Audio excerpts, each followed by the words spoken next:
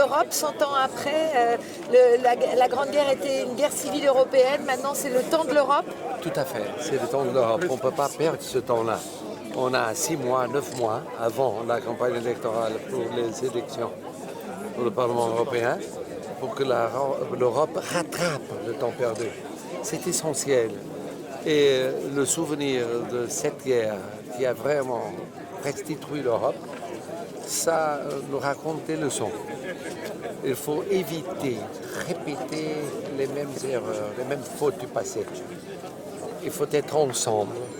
Il faut bâtir une Europe très forte, très juste, qui soit proche des personnes, des citoyens, des citoyennes, où il n'y ait plus de frontières, de haine, d'intolérance, d'exclusion. Non. Une Europe inclusive et ouverte vers le monde et forte dans le monde.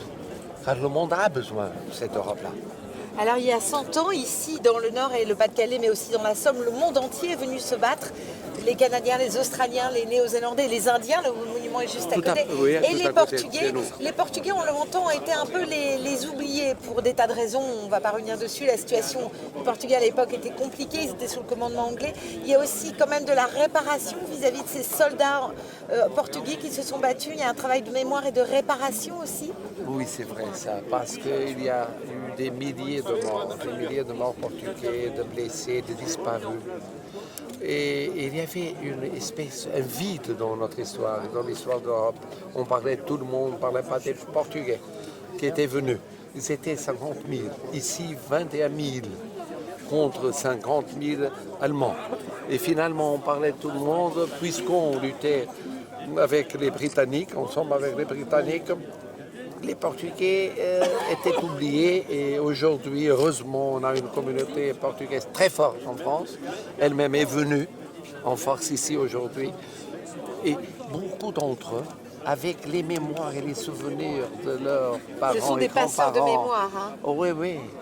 C'est pas un cas, c'était des dizaines, des centaines de cas de personnes qui sont venues de toute la France disant « Nos aïeuls, ils étaient ici ». Ils luttaient pour la France et pour l'Europe. Et leur histoire familiale est l'histoire du Portugal. À travers leur histoire familiale, c'est l'histoire de votre pays. C'est l'histoire du Portugal.